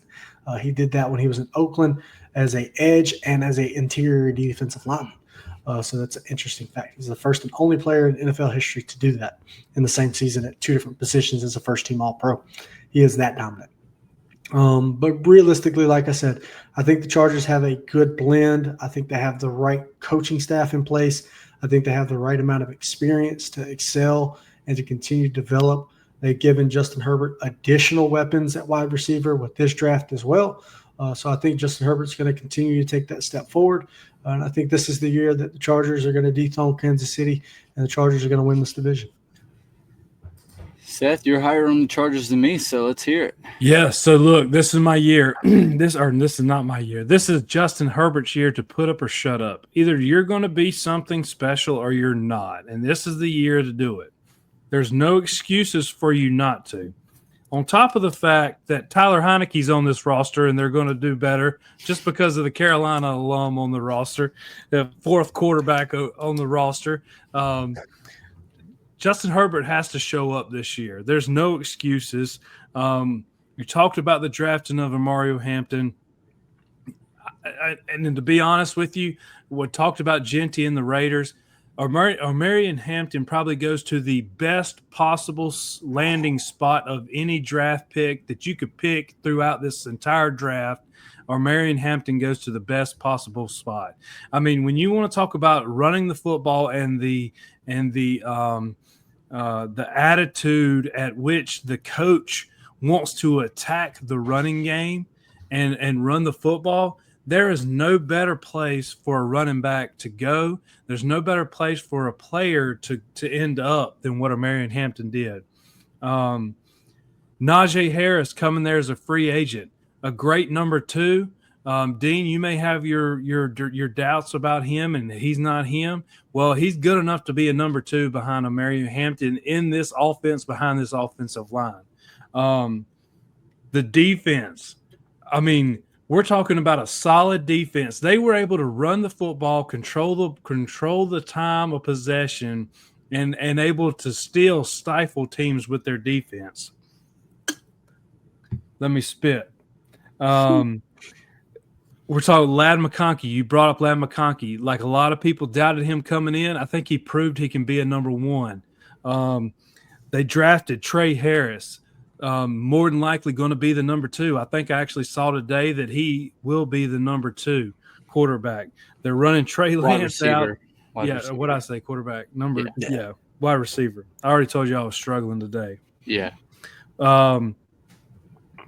This is going to be They bought in Tyler Conklin, a proven tight end commodity. I know he's old. I know he's ancient as far as tight ends go, but he was able to do something with Aaron Rodgers. Like when Aaron Rodgers couldn't get nothing else going, he was able to dump it off to Tyler Conklin. Herbert has a security outlet in this, not to mention Marion Hampton again. There is no excuse for Justin Herbert this year. He has to show up. It has to be this year. I think everything is in place. The only thing that I think they would be missing is a dominant number one receiver. I want to say Ladd is a good number one. He's not a dominant number one. That would be the only thing that they're missing from this team is a dominant number one receiver. But I think all the pieces are in place for them. I have them going 13-4 and winning the division. Okay. Nice. And I have 13-4 for Denver too. The Chargers have 2 losses in the division to 3 for Denver. That's the difference. Tiebreakers, gotcha. It's my turn. I got them at 11-6. I got them number 3. That's crazy to be a third in the division, 11-6. But as we stated right before we started this division, this is going to be one of the best divisions in football. This is one of those situations like the AFC North, where you could potentially have 3 playoff teams sitting in that same division. This is going to be a tough one. And you, Seth, you did a great job. John, you did a great job kind of talking about what they have going on for them. I do agree that they're stubborn running the football. I don't like Najee Harris as a primary guy. I've said time and time again, he's not a RB1. I've been on this since after his rookie year when everybody's just gawking over this dude. He was never a guy that I was too impressed with. I think Tyler Warren was always a better true runner than Najee. Najee is very one-dimensional. He's quicker. He's better off the tackles. He's better between the tackles. He's better as a zone runner. Tyler Warren was just overall, as an overall running back, he was better than Najee. Najee was very one-dimensional. He's an A-gap power runner. That's it. If you don't have a power run scheme, which the Chargers do, if you don't have a power run scheme, Najee is a little bit more of a challenge to get into positions to be successful. Steelers run a zone. Zone requires you to be laterally quick to get between the gap, find the gap that opens up and then reacting. He's not that type of a runner. So he doesn't fit that scheme for Pittsburgh. He does fit this scheme for the Chargers. That's where we could see Najee at his best, back that college form, where you have that power run and he can just make sure he follows the right block and then get to the spot and then just drop his shoulder. Versus reacting to the right gaps based off of the reaction of the defender. It's a little bit more challenging for a guy like him, right? But you mentioned it, Trey Harris, right? Trey Harris was their second-round pick. I believe he played at Mississippi State. Was Ole Miss? Ole Miss. I knew it was Mississippi, but Ole Miss, yeah, with Jackson Dart. Mm-hmm. He's a big guy. Great 50-50 guy. They have been saying he's not practicing with the starters right now. So just throwing that out there, he's not practicing with the starters. He had his best practice just yesterday or whatever. He's not a part of that first team offense right now. I'm not a fan of Quentin Johnston. You guys can just go back 2 years and listen to that rookie profile. Quentin Johnston, I think, is going to literally be number 3, number 4 on this offense as a receiver. McConkey comes in and just runs laps around Quentin Johnston. Quentin Johnston was a one-dimensional gadget player. He's just a gadget player with no hands, and that does not work. You know, when you I've talked about this in the podcast. If you have a receiver that you consistently throw the football to and they consistently drop that shit, when those bang plays are happening, you're not looking at that guy. Yeah, that's the last guy you're looking at. I don't care. There's already been multiple clips of him dropping the ball this year. Yeah, he's had plenty of drops too. In camp, wide open, and Herbert's putting it on the money and boom, just trying to body catch a dig. Like, just catch the ball with your hands. Like, just catch it. You can. He can. That's the thing that's crazy. But it's like it's such. I think it's a lot of mental. I think it's in his head. Well, yeah, that's what catching is. It's about focus. It's about like seeing the ball make its way to your hand and not taking your eye off the ball at all. It's a focus thing. But yeah, that's what catching is. Like if you don't see the ball all the way to the catch point and you are too busy thinking about after the catch, you drop the football. They talk about it all the time. When they put it in slow-mo. You see Deshaun Jackson back in the day. He's ever like this, and the ball's getting closer and getting closer, and then he goes like this, and then right before it touches his hands, and boom, he just drops it because he took his off the football.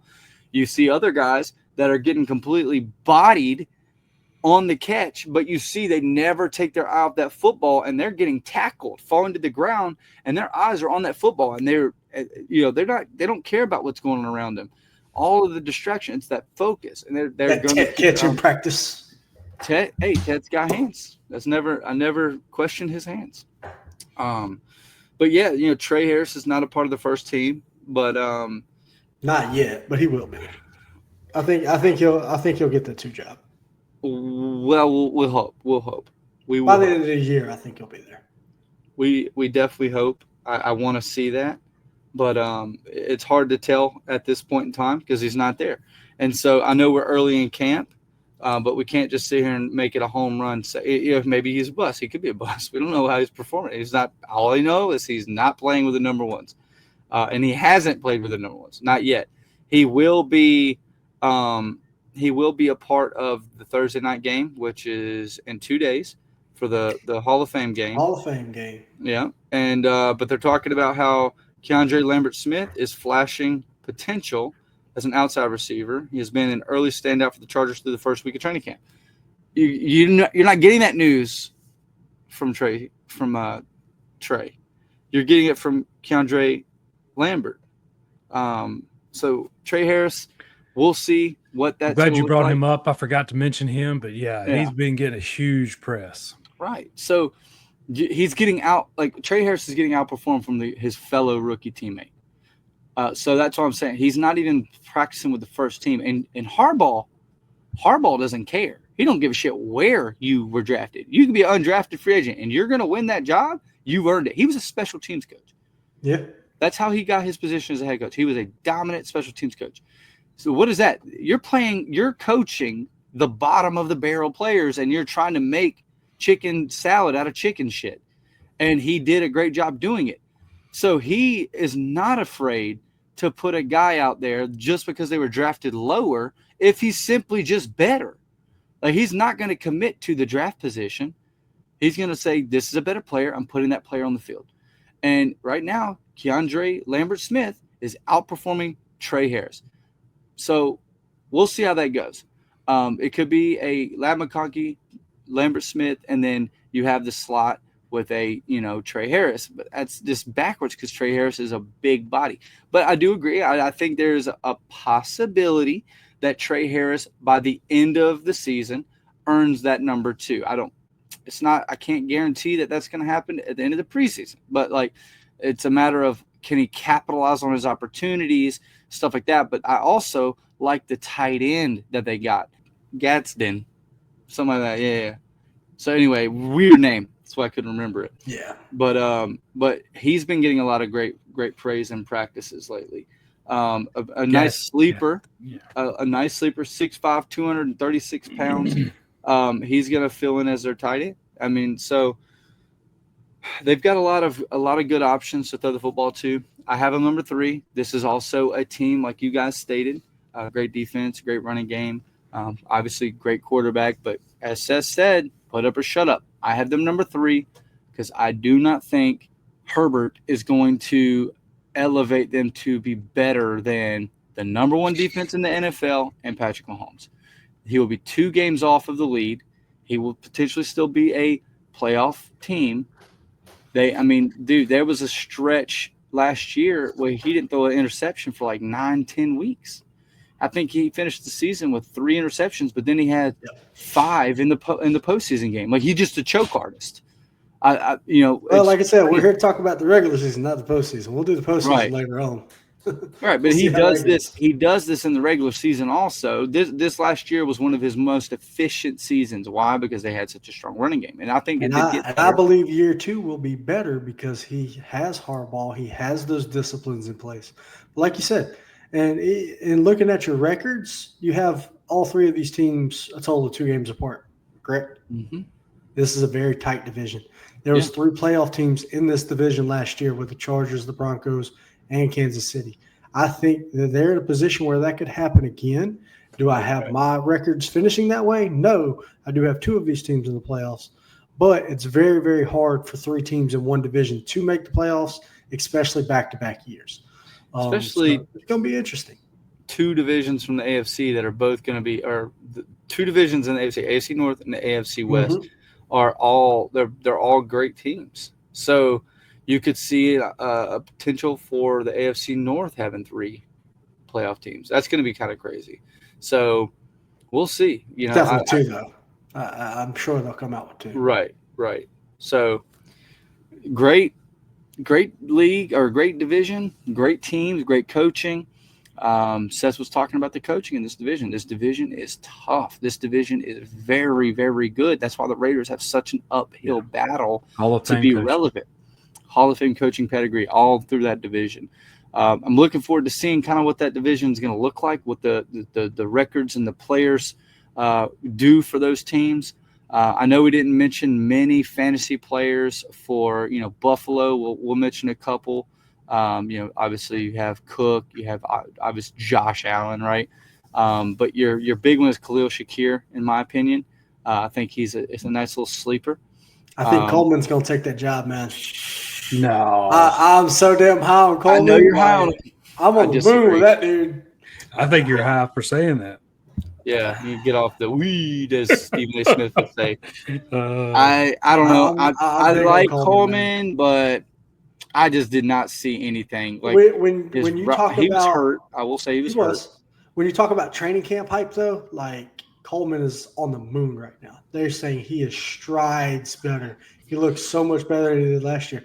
And if you remember, he was only 21 years old last year. This dude's 22 years old. Mm-hmm. He's not. He's very young. I think he's going to take that step, man. I think he's going to finish wide receiver 1. I think he's going to be the most impactful fantasy player on that offense, not named Josh Allen and James Cook. We'll see. Look, I think that defense in Buffalo is still struggling. I don't think they made any real improvements on that defense since they cut everybody from the 23 season. I think that defense is really struggling in Buffalo. I think that's going to keep them from being really any postseason magic happening. I would look. You want a fantasy sleeper? I would say if you don't have Ray Davis and you have James Cook, you better be trying to get the handcuff. Yeah, get your handcuff. Because I think I don't know if James Cook. I don't know how good he's going to start the season. There's already been a little bit of controversy with him wanting a contract extension and all this stuff. I would say Ray Davis is a guy you should start looking for. If you have James Cook, you need to start buying that handcuff. Well, luckily he didn't hold out and he is practicing. He's not a hold in either. So that makes me feel a little bit better about the situation, but I do agree. Especially with the usage he had last year, like we're going to see digression from him. I don't see him score. I think it was like 17 touchdowns last year or something crazy. Like he's not going to do that back-to-back years. I just don't see that happening. But Ray Davis, now that he's a year in the offense, I do see him getting more of that workload, especially if they're going to be hesitant to give Cook that level of a contract. Eventually, they're going to have to start shedding that backfield and sharing it to give Ray Davis a lot more upside. So I think that's some really, really good advice there. Yeah. And I can just see with the James Cook thing, I mean, what it starts to remind me of is Stephon Diggs again. I mean, that's sort of the just how it was sounding. It sounded like Stephon Diggs. Now, maybe he's not as much of a diva as Stephon Diggs is, which who is? Hardly. Nah, that's hard to do. Yeah, especially out of the wide receiver position. I mean, we're talking about a running back. So that's my only thing is where I was like, man, I don't know if I can buy James Cook, especially in redrafts.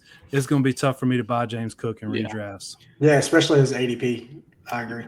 Yeah, a lot of people were trying to come off of him in Dynasty. He was, I've seen him get thrown in the trade block quite a bit. Out of these divisions, that's one of the guys I do not want to go and commit because people are going to still have like a high value on him. He's a great player, but they've just never committed to him, like truly committed to him as like a 3-down workhorse. And just he's not the biggest guy. It's hard for me to get way too invested in players that are like a little undersized. Like Devon Achane was an example of that for the Dolphins, right? I have Devon Achane, I think, of one share. I have like 20-something leagues. I have one share of Devon Achane, and it's only because I have no other running back. So I was like, I need to get at least a good number 2. Like I had Jonathan Taylor, who's also injured. So I needed a number 2 in Devon Achane. He's great statistically, but injury-wise, like it's going to be week 14, week 15, and we're in the playoffs, and then boom, I've lost my Devon Achane, and I get cooked. It's hard to commit to those guys that are undersized, and James Cook seems to be one of those type of running backs that he doesn't like get like major injuries, but he definitely gets banged up. He loses opportunities because of Josh Allen's rushing ability. The offensive line is not the greatest, but dude, Josh Allen MVP, right? Like, so I know we're going backwards, but we're talking a little bit more about fantasy at this point. It's tough to commit to James Cook. I can't hop on that Coleman train, John. I mean, I get that's all right. I'll live on this thing. Yeah, that's just one I can't. I was just not impressed. I could be way wrong. I have a couple shares of him. I have 0. There's one of those things that I'm just not completely committed, not completely convinced of what he is. There was not really a good separation. He was not the best route runner. He was not the best contested catch guy. And this is an offense where they had no one. So the fact that they had no one, he still could not separate himself from Khalil Shakir. We're talking week 1, week 2, week 3, fully healthy. Like Shakir's solid too. Yeah, but where was Khalil Shakir? Like he was a guy that nobody knew unless you played Dynasty. Like I knew who Khalil Shakir was. I had him stashed on my taxi. But for the most part, the NFL was put on notice. They had no idea who this guy was. And the fact that a guy who was drafted so highly out of Florida State was supposed to be some freak athlete comes in there and gets completely dogged. He got dog walked in targets and actual separation and ability to play the position than for a guy who was a late round, if not undrafted player. I think it was a 6th rounder. So I knew he was super late or undrafted. Either way, he was a free waiver pickup in every single league that I had him in, and I was able to just scoop him up and throw him on a taxi because I saw the potential in Khalil Shakir. I got lucky that I was able to do that a couple times in a couple leagues. But again, the point is, this guy was a 2nd-round pick, and he just didn't do anything. Yes, the first 3 or 4 weeks, I get it. It's a rookie, blah, blah, blah, but he was not even a good separator in college. Like he's not. But this is the thing, and this is why I'm still high on him. Who did the Bills bring in? They brought in Elijah Moore, who's going to dominate also in targets. So, but he's not. Elijah Moore's not even guaranteed a roster spot. Bro, they didn't. As you just said, who else did they have? No, you just said it. Who else did they have? He got a 1-year, $5 million deal with 3-point-something guaranteed. He's not even. That doesn't mean he's going to not. Okay, but who is going to? So hold on. If you're going to say something about a castaway from 2 teams, if you're going to say that, you have to name the 3 or 4 receivers that are going to be above Elijah Moore. Off that roster? Yeah. There's going to be at least 2. Okay, but that means he might finish wide receiver 3. I don't know. Okay, so then he's not fighting for a roster spot. Exactly. So you can't even name him. He's not going to be a cut. This is the thing. It's not happening. At the end of the day, I don't see him being a focal point in the offense. He will not have more targets than Coleman. He will not have more targets than Kincaid. He will not have more targets. He may finish 5th, 6th in targets on that team if he stays healthy, if he plays the whole year. Yes, I know a lot of people are really high on Elijah Moore because of what he did as a rookie with the Jets, but he's also on his 3rd team in, I think, 3 or 4 years. 4. So, I mean, realistically, you're putting a lot of blind faith into 1 year of production as a rookie that was 4 years ago, maybe 5 years ago at this point. I don't think he's going to be that big of an impact. I think Coleman, if the one thing that you can say they brought in this offseason to compete for targets is him, I think Coleman showed enough last year to have the Bills still believe that he can be that guy. They didn't bring in another wide receiver in round 1, round 2, round 3. Right? They didn't make another investment of draft capital in the position. If you look at teams like the Chargers, they had Ladd, but the year before that, they drafted Quentin Johnston in the 1st round. Then they go back and they double down and they took Trey Harris in the 2nd round this year. The Bills didn't do that. I think they do have faith and they do have belief in Coleman, and I think Coleman's going to prove them right. Now, could we all be wrong in this situation? I could be completely wrong. He could be dog water for all I know. LaVisca Chenault's going to be their leading receiver. Who's that, Buffalo? Yeah. Ooh, that's a little bold. That's bold. I don't believe that either. But I mean, same thing, right? If you think about it, how many people thought Josh Allen was going to be an MVP of the league last year? With everything that they had, with him losing Diggs, with all of the uncertainties, majority of people wasn't talking about Josh Allen being an MVP, yet who was the league's MVP last year? Josh Allen. I just think that's because he shoulders so much load. He does. That's really wild. Lamar Jackson shoulders so much load because Keon Coleman couldn't get open. Well, it's not just Keon Coleman. I mean, Shaquille's really not that top guy either. You put Shakir on other teams, and I still think at best he's number 2. So that makes Josh Allen here, right? That's the thing. Josh Allen's way up there. The problem is all his. I think he's going to drag Coleman's ass up there with him. I think Elijah Mitchell coming in here, he sort of fits the mold of what they got. They got a bunch of mid guys. That's what they are. Shakir, Curtis Samuel, lifelong mid. Lord. You got my guy LaVisca Chenault just looking for an opportunity. He's just trying to stick to Keon Coleman, same. The dude couldn't even look. I told y'all last year, Keon Coleman couldn't even run a straight line during the combine, going down the yard line. He was weaving in and out, Like that's the whole route running thing. Have faith in my guy, man. I hope. I'm just saying. Again, it just comes down to Josh Allen. That's what drives the Bills. Is Josh Allen in that Josh run Allen game. train? That's all that really comes down to. It's like a Cam Newton deal. I mean, it's the same. 2015 Cam Newton, best freaking receiver. Speaking of which, let's go on and move on because we want to mention this before the premiere of this Superman from the Charlotte Observer just come out on last Friday on the 24th. I watched the premiere. I was on YouTube as it was premiering. I watched it from the jump, and. John, you said, "Hey, let us know what you think." Look, if you're a Panther fan, you're going to love this documentary. Now, one thing that is lacking is there's no game film due to NFL copyright, which I think sucks. But if they were able to somehow blend this with the film that they're talking about and because it literally runs through the season. They talk about the big games. They talk about the Seattle game and how going into Seattle, how, they knew they had to get that if they wanted to be something. This documentary is awesome if you're a Carolina Panther fan. It gets you all in your feels for that 2015 season and the greatest season that we've had in Panther franchise history.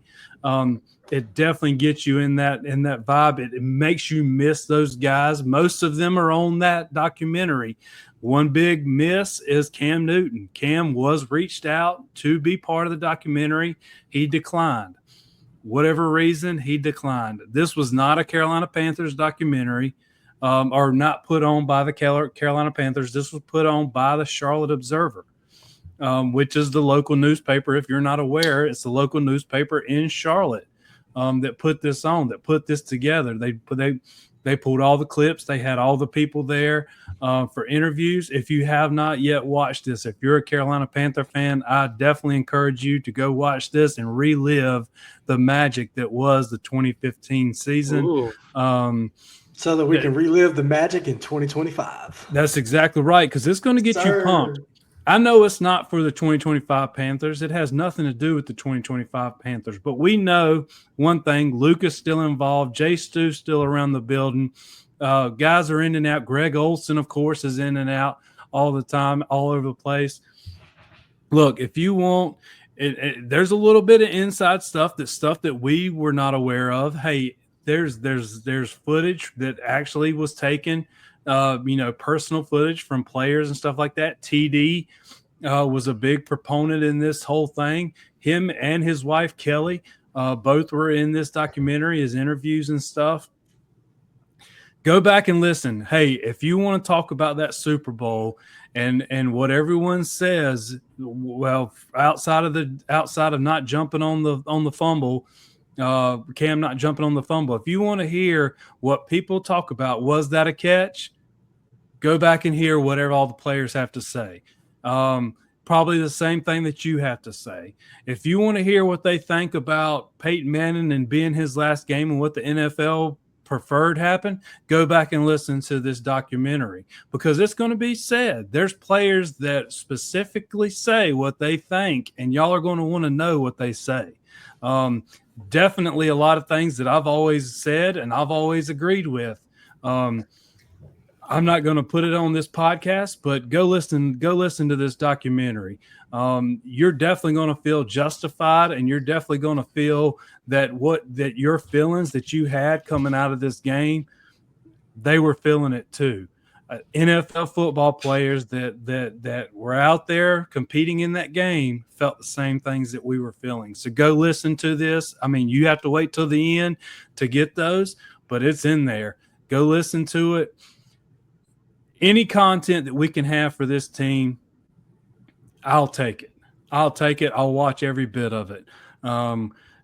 This by far, to me, we're looking at an anniversary year, 10 years since this. And again, our biggest bright spot in franchise history. Definitely something worth going and looking at. I had a good Friday night sitting there and watching this back. Definitely recommend it for everybody to go watch. I do wish they had the NFL film, game film to go along with it. It's just not the same, even with people like Luke talking about the plays and stuff that happened, even throughout the year. I will tell y'all this. Talk about the Dallas game from that year. I will go on and say, and I've been on record saying, that's the greatest Thanksgiving in my lifetime. When we played Dallas on Thanksgiving that year, I will never in my life have another Thanksgiving where I'm as freaking riding high as I was that Thanksgiving. I'm talking about watching that game go down. We're in the 4:00 game against Dallas. We're absolutely killing the Cowboys in Romo. And it even talks about Luke searching Romo out to give him the stiffy after he intercepts him and runs it back for a touchdown. He searched him out to give him that stiff arm. TD broke his collarbone that game too. Broke his collarbone? I don't know about that. He definitely broke his arm in the NFC Championship game and went on to play the Super Bowl. That's in there too. Y'all definitely got to watch this. More Panthers news happened this week. Wish we could get to. Definitely go back and watch this Superman documentary on YouTube, Charlotte Observer. Search it and watch it.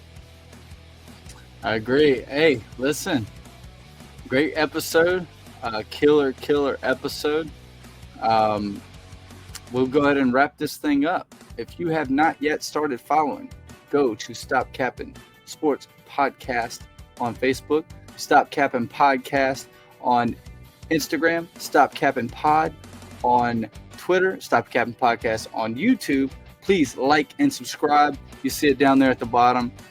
And as always, keep freaking pounding.